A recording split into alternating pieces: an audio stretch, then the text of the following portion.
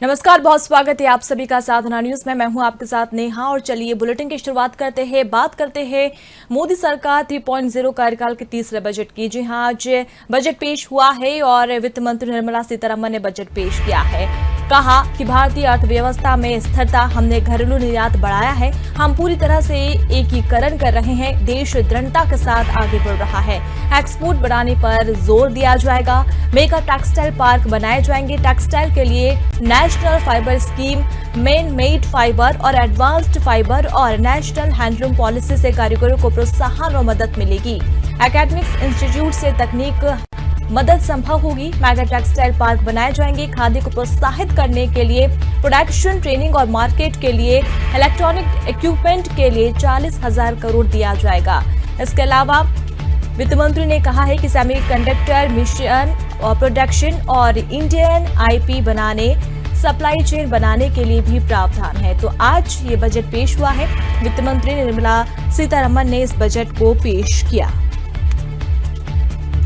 और इसके अलावा ये भी आपको बता दें कि इस बजट में कहा गया है कि अब 31 मार्च तक कम फीस के साथ संशोधित ITR दाखिल किया जा सकेगा। 1 अप्रैल 2026 से नया आयकर अधिनियम भी लागू होगा। 31 जुलाई तक रिटर्न फाइल अब कर सकते हैं। और बजट के 3 जो है मुख्य कर्तव्य, विजन, रफ्तार, क्षमता और सबका साथ पर फोकस इस बजट में दिया गया है। पुराने उद्योग, छोटे उद्योग, इंफ्रास्ट्रक्चर, सुरक्षा और स्थिरता, शहरों के विकास पर भी फोकस है। इसके अलावा अगर हम बात करें तो आज की घाटा GDP का 4.5% से नीचे रखने का लक्ष्य है। मालगाड़ी के लिए नया कॉरिडोर बनाया जाएगा, 7 हाई स्पीड रेल कॉरिडोर भी बनाए जाएंगे और पूर्वोत्तर राज्यों पर भी विशेष रूप से इस बजट में फोकस किया गया है। मोटर एक्सीडेंट क्लेम की रकम को इनकम टैक्स में छूट दी गई है। टैक्स अनुमान 34 लाख करोड़ का है। न्यू इनकम टैक्स एक्ट 1 अप्रैल 2026 से लागू होगा। 31 जुलाई तक रिटर्न फाइल कर सकते हैं, ये कहा है वित्त मंत्री निर्मला सीतारमण ने। आज बजट पेश किया है। साल 2026-27 का ये आम बजट है। छोटे करदाताओं के लिए ये जो प्रक्रिया है वो अब आसान होगी। इनकम टैक्स फॉर्म को आसान किया जाएगा। तो 7 हाई स्पीड रेल कॉरिडोर बनाए जाएंगे। देश में सी प्लेन बनाने वालों को सपोर्ट किया जाएगा। 7 हाई स्पीड रेल कॉरिडोर बनाए जाएंगे। मुंबई से पुणे, पुणे से हैदराबाद, हैदराबाद से बेंगलुरु, हैदराबाद से चेन्नई, सिलीगुड़ी से वाराणसी तक इसे विकसित किया जाएगा। विकसित भारत के लिए हाई लेवल बैंकिंग कमेटी भी बनाई जाएगी। मेगा टेक्सटाइल पार्क बनाए जाएंगे। टेक्सटाइल के लिए national fibre scheme, main made fibre, advance fibre और नेशनल हैंडलूम पॉलिसी से कारीगरों को प्रोत्साहन मिलेगा, मदद मिलेगी। तो ये कुछ बड़ी बातें हैं बजट 2026-27 के जो आज पेश हुआ है। वित्त मंत्री निर्मला सीतारमण ने इस बजट को पेश किया।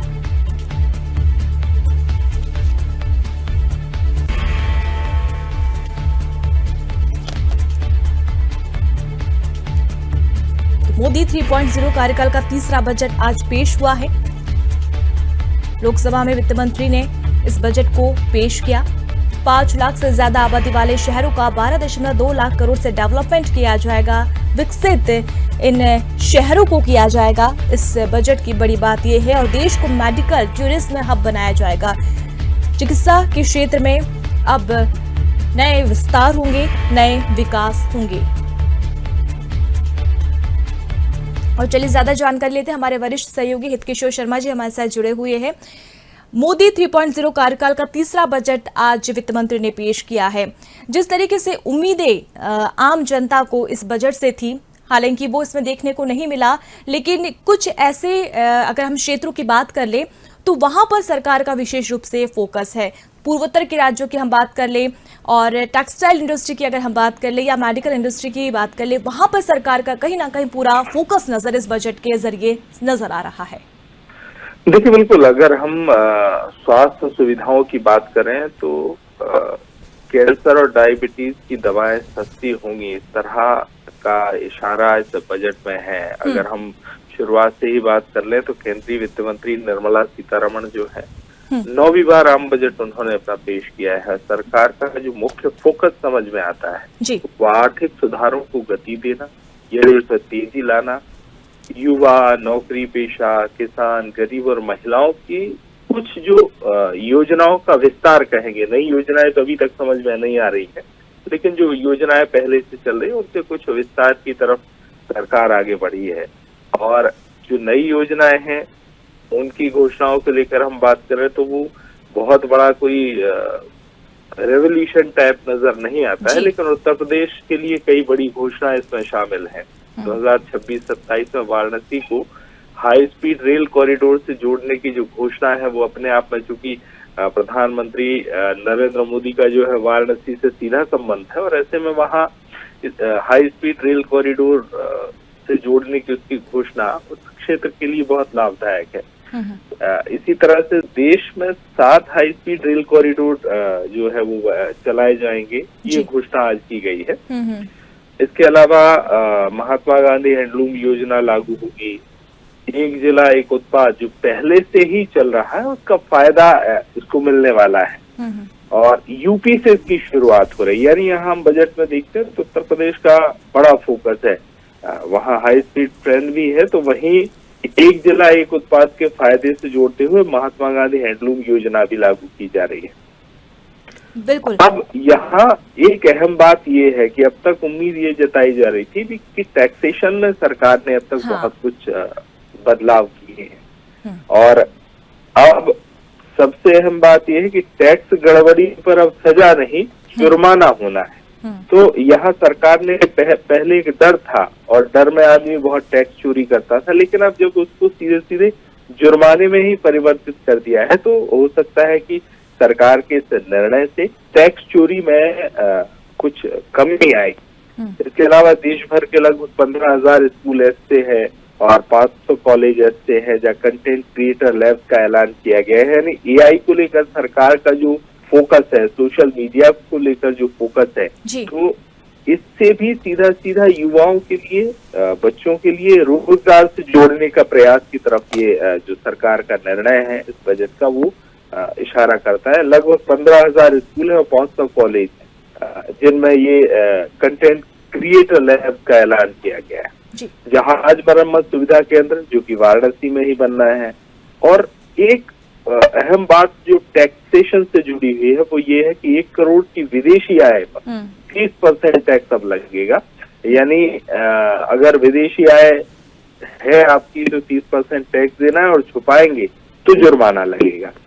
ये तमाम जो बातें हैं वो अब तक मुख्य रूप से जो निर्मला सीतारमण का बजट है उसमें अब तक समझ में आ रही है। जी बिल्कुल। एक और चीज इसमें अगर हम समझे तो बजट की 3 मुख्य विजन यहाँ पर कहीं ना कहीं समझ में आए। अपने भाषण के जरिए इस बात को स्पष्ट यहाँ पर वित्त मंत्री ने किया है कि रफ्तार के साथ काम करना है, क्षमता काबिलियत हमारी क्या हो सकती है और सबका साथ सबका विकास, जिस तरीके से जिस टैगलाइन के साथ सरकार आगे बढ़ रही है सबका साथ भी हो। लेकिन एक चीज और यहाँ पर अगर हम गौर करें तो इससे पहले भी हमने बजट देखे है, हर एक वर्ग को वहाँ पर शामिल किया गया था, चाहे हम युवाओं की बात कर ले, किसानों की बात कर ले या फिर हम महिलाओं की बात कर ले। इस बार बजट में ये कहीं ना कहीं मिसिंग सा नजर आया। देखिए, अगर हम देखें तो सरकार का फोकस पिछले 3 बजट से विशुद्ध रूप से रोजगार की तरफ है। इस बार भी बजट में 10,000 करोड़ का जो प्रावधान है वो एमएसएमई के लिए किया गया है। इलेक्ट्रॉनिक सेक्टर के लिए लगभग देखें तो आंकड़ा जो सामने आ रहा है कि 40,000 करोड़ का ऐलान सरकार की तरफ से किया गया है। तो रोजगार को बढ़ावा देना सरकार की हमेशा से बात रही है। वहीं दूसरी तरफ जो अंतिम पंक्ति के अंतिम व्यक्ति के विकास की बात सरकार करती है। यहाँ लखपति दीदी जो योजना अब तक चली, अब ग्रामीण महिलाओं के लिए शी मार्ट बनाने की योजना एक नया कदम सरकार का यहाँ नजर आ रहा है। यानी लखपति दीदी के बाद अब जो ग्रामीण महिलाएं हैं वो उनके लिए शी मार्ट बनाए जाने की योजना है।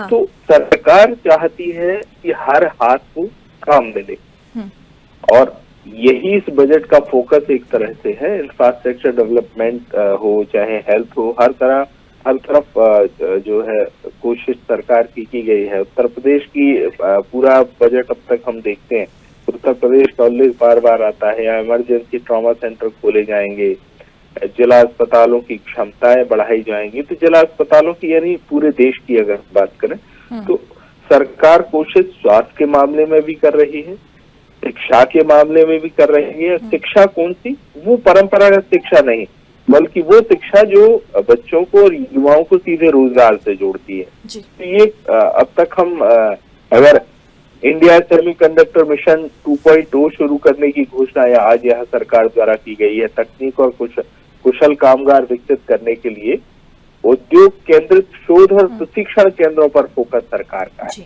तो बार बार दिखता है कि सरकार इंफ्रास्ट्रक्चर और उद्योग दो चीजों पर बड़ा फोकस इस बजट पर करते दिखती है। बिल्कुल, लेकिन एक बात अगर हम समझने की आपसे कोशिश करें तो जब भी बजट आता है तो आम इंसान, चाहे वो शिक्षित हो या अशिक्षित हो या फिर दूर बैठा कोई किसान हो, वो सिर्फ ध्यान देता है कि क्या महंगा हुआ, क्या सस्ता हुआ। इसको अगर हम यहाँ पर समझने की कोशिश करें तो कितना फायदा यहाँ पर आम इंसान को मिलता हुआ नजर आ रहा है। मिडिल क्लास जिसके हाथ हमेशा खाली रह जाते हैं, क्या इस बार कुछ उनके हाथ लग रहा है, कुछ राहत मिलती नजर आ रही है? देखिए, मिडिल क्लास को लेकर बहुत बड़ी कोई घोषणा तो नहीं है, और कुछ महंगा सस्ता को लेकर चूंकि आज का तो बजट है, लेकिन इससे पहले जो वित्त मंत्री है निर्मला सीतारमण, उन्होंने दो चीजों पर बड़ा फोकस किया था। एक तो कि कितनी ही जो आर्थिक स्थितियां दुनिया की बिगड़े लेकिन भारत पिछड़ेगा नहीं, ये दावा उनका था कि हम महंगाई को कंट्रोल करते रहेंगे और उसके कारण हमारे देश की आर्थिक स्थिति बिगड़ेगी नहीं। बहुत पिन पॉइंटेड तो कोई चीज नहीं दिख रही है, लेकिन हाँ, अगर हम कानपुर और आगरा की चमड़ा फैक्ट्रियों की बात करें तो वहाँ इन दो शहरों को लेकर एक सरकार की कोशिश है, और यहाँ चमड़े से बने जो उत्पाद है वो सस्ते होने की संभावना एक लाइन में यहाँ नजर आती है। तो अभी चूंकि बहुत विस्तृत रूप से इस बजट में सरकार ने महंगाई को लेकर कुछ किया है, महंगाई कंट्रोल करने को लेकर कोई उपाय किया है, ये बात तो समझ नहीं आती है। पर डिटेल्ड में अगर हम जाएंगे तो चूंकि ये बजट तैयार होने के दौरान ही जो वित्त मंत्री का दावा था कि हम महंगाई को कंट्रोल करेंगे और दुनिया की आर्थिक स्थिति किसी भी तरह की हो, लेकिन भारत इस मामले में पिछड़ेगा, ये दावा उन्होंने पहले किया था, और ये उसी दौरान किया था जब देश का बजट तैयार हो।